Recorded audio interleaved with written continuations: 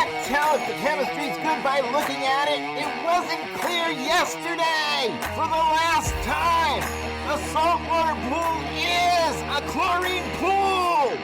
This is the Talking Pools podcast with pool pros from every region in the country. If it happens in a pool, you'll hear about it here. Everything from tips and hacks to the latest tricks and trends. Breaking news, we lay it on the line. We tell it like it is because we think you deserve to know.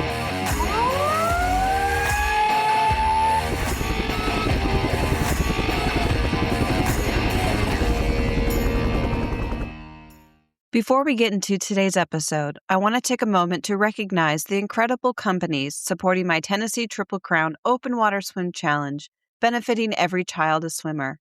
First, I'd like to thank RevDip Apparel, the official apparel sponsor of the campaign, and H2 Flow Controls. Thank you both for believing in the mission and helping making this possible. This week, I'd also like to give a very special shout out to two more amazing sponsors who have joined the journey. Thank you to Talking Pools Podcast for supporting not only this fundraiser, but for also providing an incredible platform to share the mission with the aquatics industry. Your support and encouragement mean more than you know, and I'm truly grateful to be a part of the Talking Pools family. I'd also like to thank 10Jam for coming on board as a sponsor. Your commitment to supporting water safety and helping every child a swimmer provide life-saving swim lessons is greatly appreciated.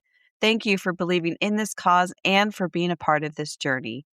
I also want to say a heartfelt thank you to everyone who has already visited the public donation page, made a contribution, and left such kind and encouraging messages.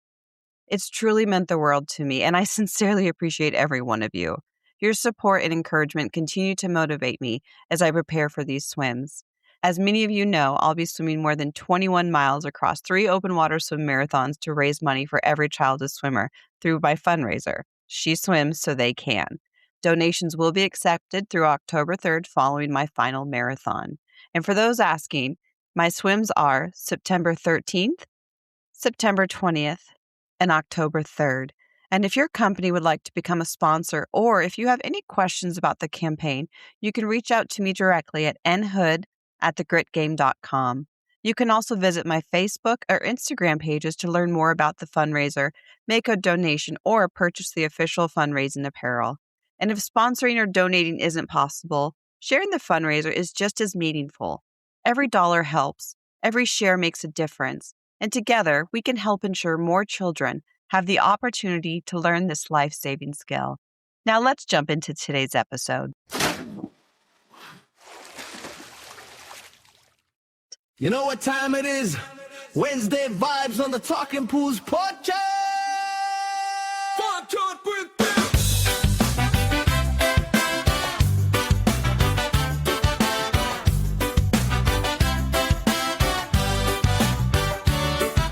Sun up, tools out, route rolling fine, but I'm tuning in. Yeah, Natalie's on the line. Guess at the ready, stories that shine from filters to heaters. They tell it in time. Hey, Wednesday, Natalie lead the way. Talking pools, podcast make the week feel irate. Hey, Wednesday, knowledge start to play. Natalie and the crew keep the blue water happy.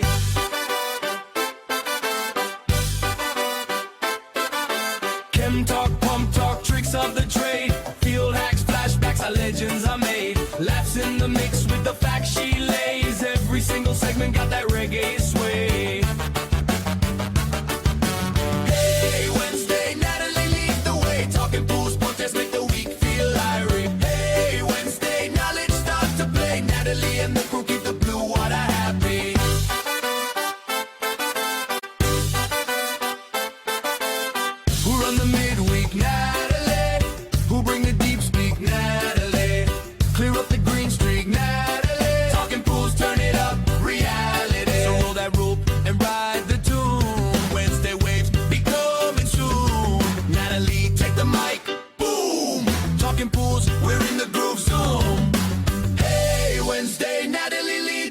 Talking pools, just make the week feel irate. Hey, Wednesday, knowledge start to play. Natalie and the crew keep the blue water happy. Hey, Wednesday, Natalie lead the way. Talking pools, make the week feel irate. Hey, Wednesday, knowledge start to play. Natalie and the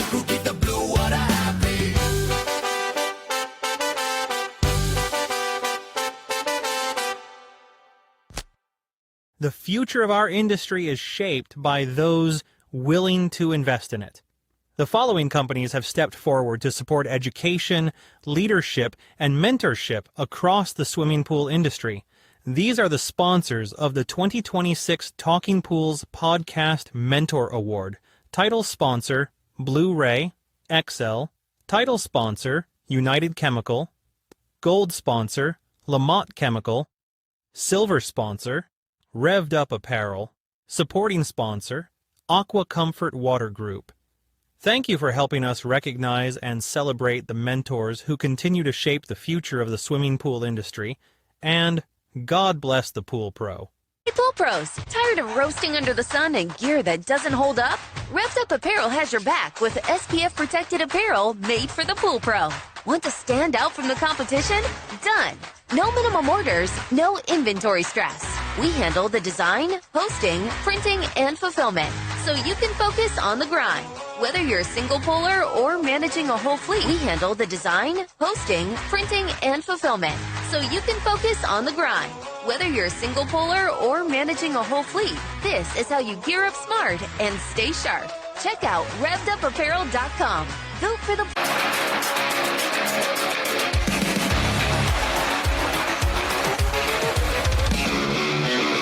Hey Pool Pro, what if your pool pump knew the perfect speed to run?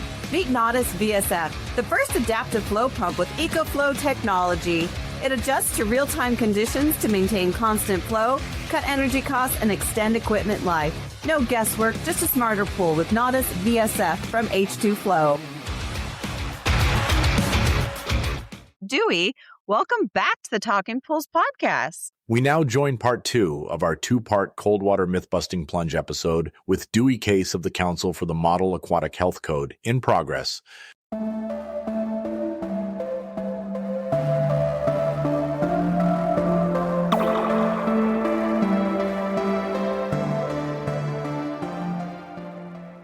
Anyone using it can wind up in a situation where they need some assistance to get out or someone to intervene. And it may not even be the cold water necessarily. So let's say, again, you wake up, you do your HIIT training, get into the cold plunge, you ate a salad last night, or you're cutting for a bodybuilding competition. And so your cutting period where you're trying to shed that sub-Q body fat and make your muscles pop, and you're not eating carbohydrates. Been there. Whew, don't want to go back. So you work out, you get in the cold plunge, and while you're in the cold plunge, guess what? Your blood sugar crashes. Yep.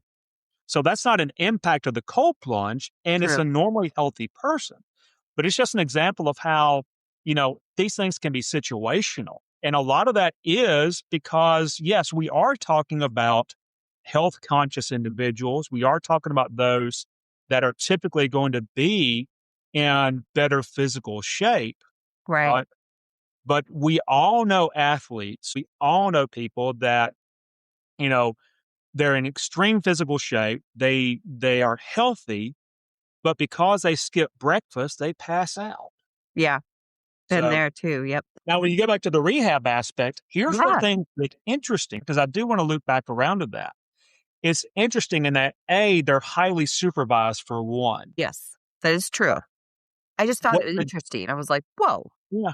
Well, what the data shows is that, so when you have someone who's, coming in, they're on their hold, they're detoxing, they're coming off of whatever their particular, substance was that they were abusing. Right. Immersion in a cold plunge has been shown to release dopamine, lower depression, increase mood, help with sleep, and have significant psychological impact. Okay. Yeah. I take back what I said. I hate it. Okay. I was reading that and I was just like, I have to bring this up to Dewey. But okay. In that case, I am for that then. Okay. Very cool. So definitely cold plunges aren't one size fits all. So just be careful, just be careful. And as you said, definitely make sure you have someone with you. Same thing as when you're swimming. Have someone with you. I mean, you have to be safe. Same thing, Natalie, is in a spa.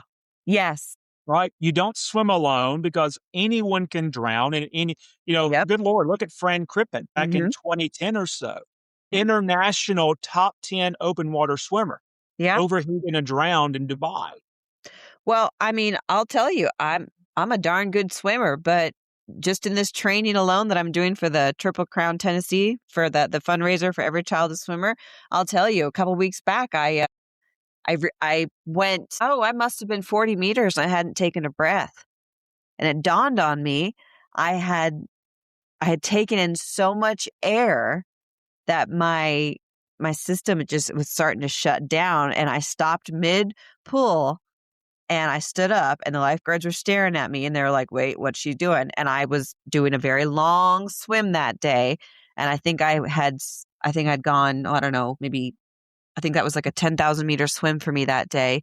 And I was at my second point. So I was about, 6,500 meters in, and I stopped mid swim, and I went, oh, we're done today.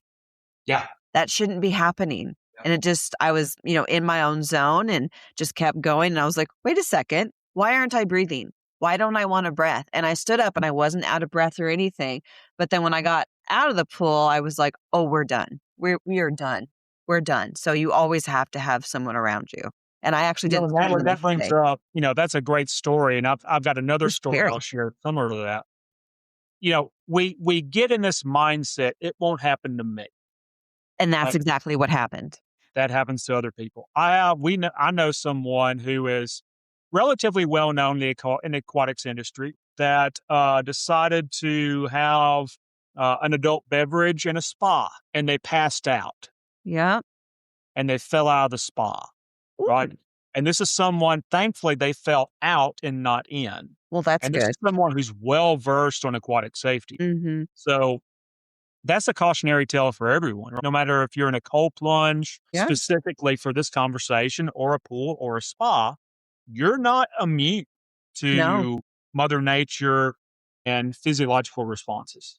No, you're not. I mean, you're exactly. I never thought it could happen to me. And it took me a few days to get out of my head, because the next day, when I finally got back, well, not the next day, I took a day off, but when I finally got back in the pool and I started swimming, it was then in my head, and I was so focused on my breathing. I was like, am I breathing too much? Am I taking in too much air? Am I pushing enough air out? And finally, I was like, Natalie, cool. You've been swimming for years. And then I'm back out of my head, but you're absolutely, it can happen to you. So don't think it can't. Yep. So you got to be careful. But, well, another one is kind of moving along is that testing cold plunge water is no different than testing a swimming pool. And looking at the guidance, it recommends warming the sample before using mini test kits, because cold temperatures can affect accuracy. Yeah.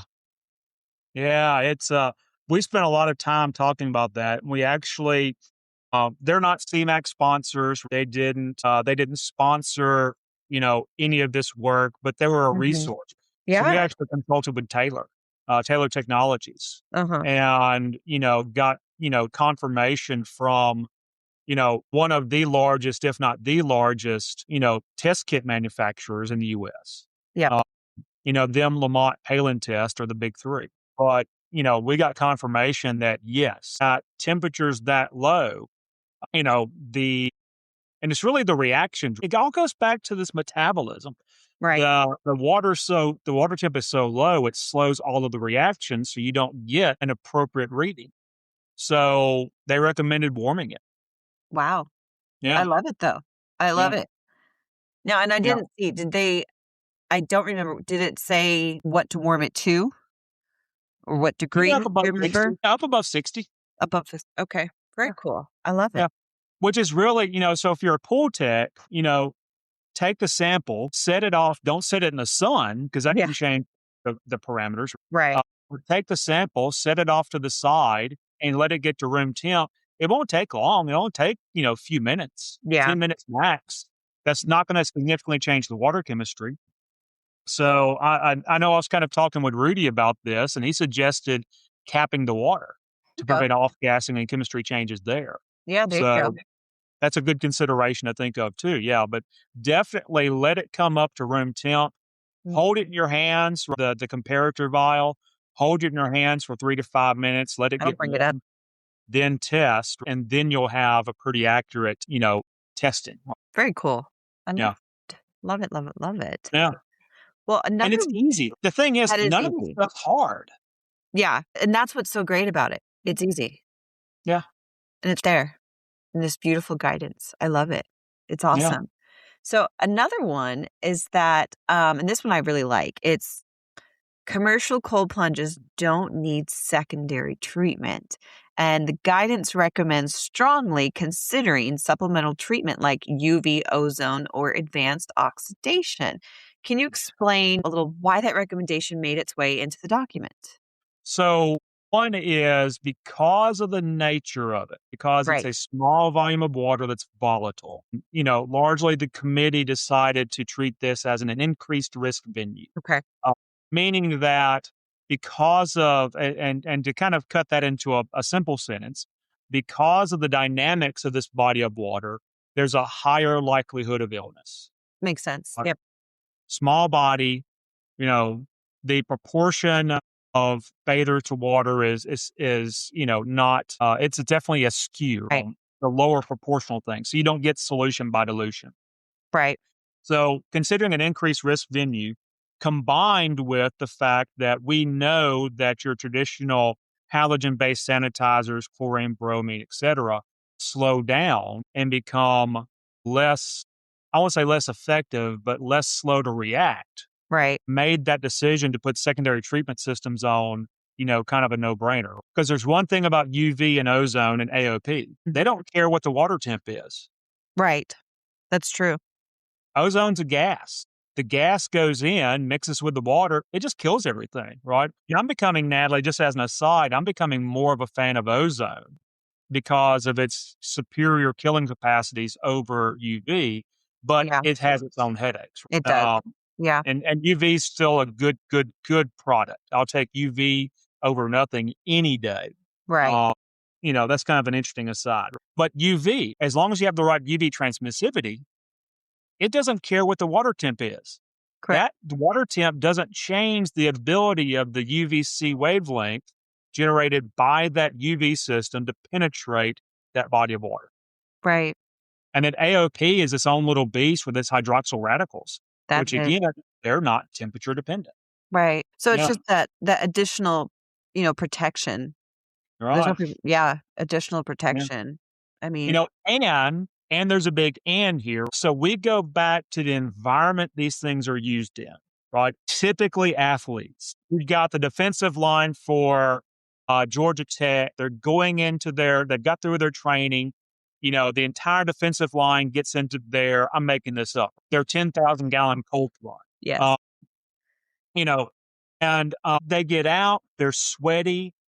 They have all that ammonia coming off their sweat, all that urea coming off their sweat, and that is known to impact water quality. Yes. Well, what's one of the biggest destructors for ammonia and urea and combined chlorine? Your chloramines, secondary treatment systems. Yep. Exactly. Yeah. Yeah. Well, not to mention all the dirt and whatever else they brought in from, out there in practice. And cheek wash and everything else. Yeah. Yeah. Yeah. No. And, a little bit of vomit on their shorts when they puked, doing whatever the Georgia Tech defensive line would do in practice. Well, hey, and the same thing can go for the marathons or the triathlon people because Absolutely. it's a thing, especially when you ingest too much water. Or think about like the really specialty races, your Spartan, your Warrior Dash. Oh yeah, the Spartan. Think Yep. about those. Oh yeah, that Spartan race. I still, that one haunts me to this day. Yeah. When I was younger and fitter, my wife and I, Lisa, we did Warrior Dash. I have not done that one. Yeah, it was fun. I'm assuming it's still a thing. We did it. We checked it off the list. Okay. Yeah, but at the end of the day, end of the race, we're muddy. We got mud in areas that we never thought we could get mud in. Yeah. And they're hosing us off with a fire hose. Yes. I did Some the of Tough the Mudder. might jump into a cold plunge right after that.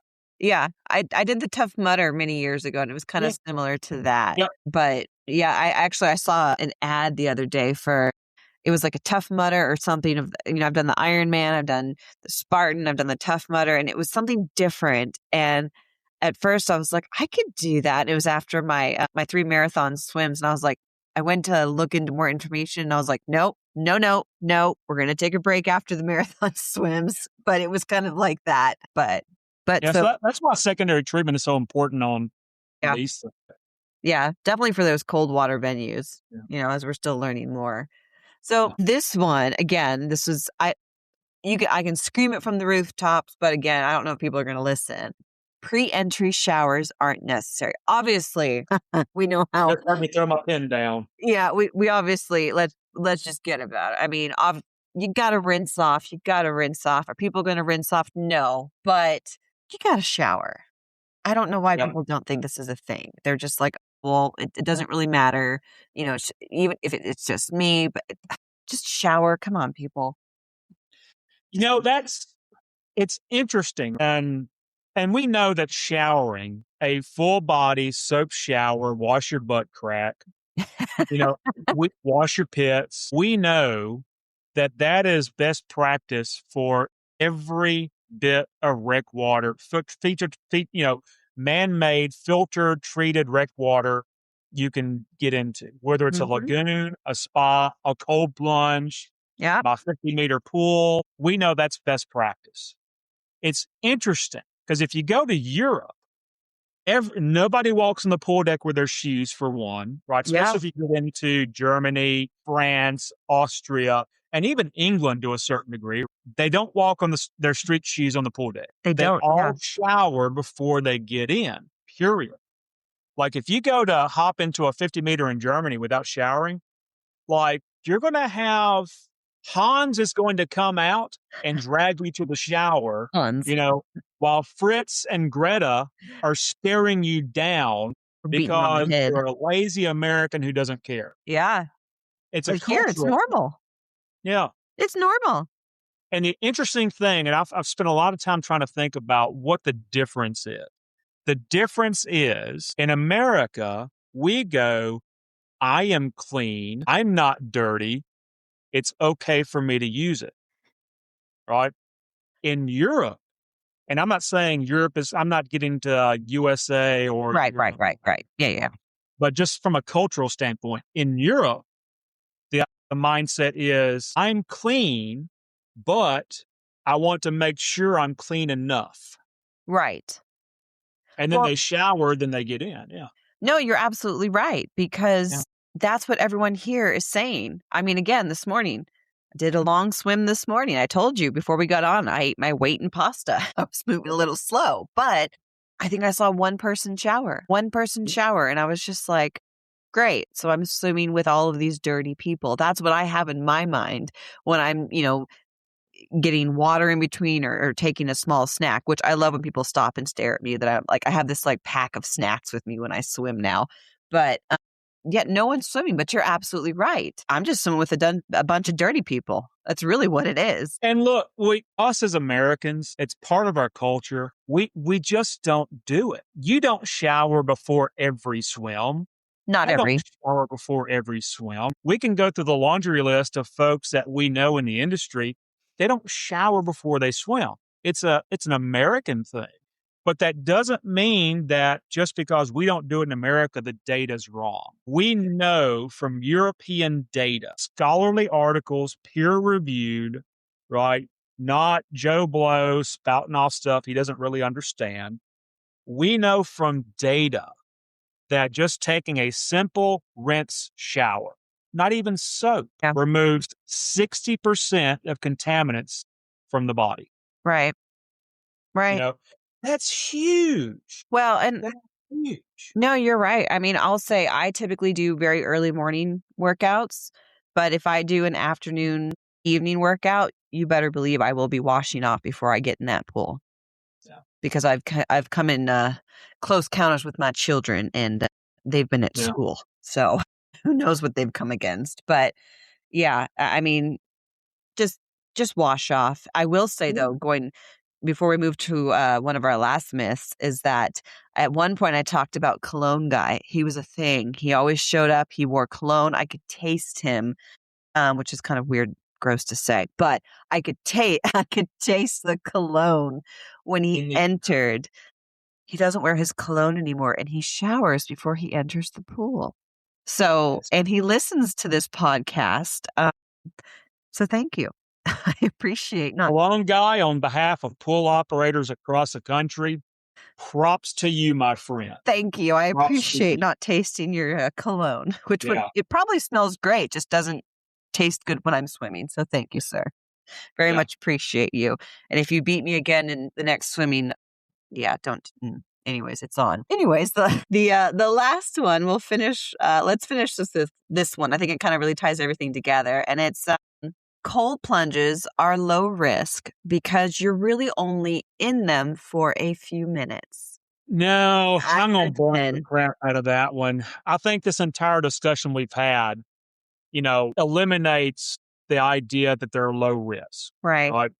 Yes, in certain situations, if you're adequately supervised, if the water is adequately treated and maintained, if the vessel itself is adequately clean, and if you are healthy and not in a metabolic crisis and don't have metabolic syndrome, rather, Right.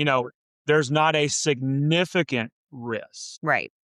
But that's a very, very far cry from saying they're low risk. Right. No, I would absolutely agree. I mean, short exposure, it doesn't mean that it doesn't necessarily mean low risk. It just means the risks are different. Just because you don't get in the water and walk out with Ebola doesn't mean that it's a healthy situation. Right. I mean, risks are different. They're not smaller. I mean, and that's why this new guidance is such an important resource for our industry. I mean, I know I've already learned so much just in this episode, so I can't thank you enough. Well, Dewey, before we wrap up, if there was one message you'd like, every owner, operator, designer, builder, inspector, or public health official to remember after reading this guidance, what would it be? Be diligent. Yep. Be diligent. That's it. I would agree. Be diligent. We try to make these things, and we're both in the industry. We can go into, I was working someone through a PowerPoint presentation yesterday, uber detailed about stuff that most pool operators never have to worry about. We can make this thing so complex sometimes that it's crazy, and I'm the world's worst about it because I love going into the nuance and the detail and the what ifs and spending an hour talking about cold plunges versus reading a document in 5 minutes. Right. I love that. But at the end of the day, for any commercial pool operator, for any homeowner, let's be diligent. Yeah. You don't need to spend hours on this stuff, but be diligent. Be aware. Know what your water's doing. Test it on a regular basis. Do those small little habits that say, hey, this is a healthy body of water. Right. Be diligent. That's it. Yeah. Yeah.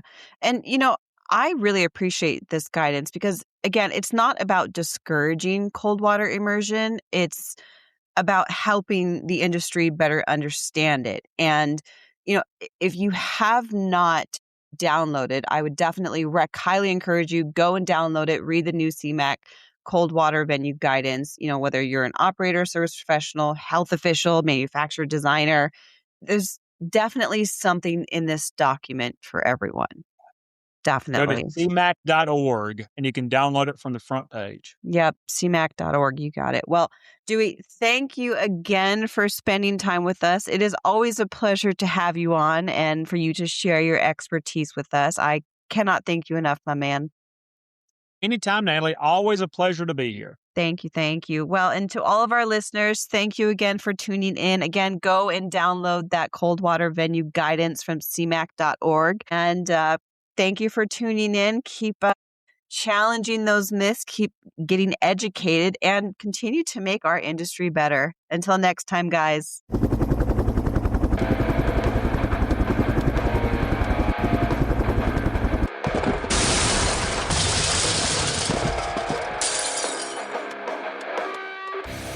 I just wanted to take a minute to say thank you for listening today. I'm hoping you enjoyed the episode as much as we enjoyed putting it together for you. Listen, it's been a couple of wacky, crazy, screwed up years from pandemic to Poolmageddon.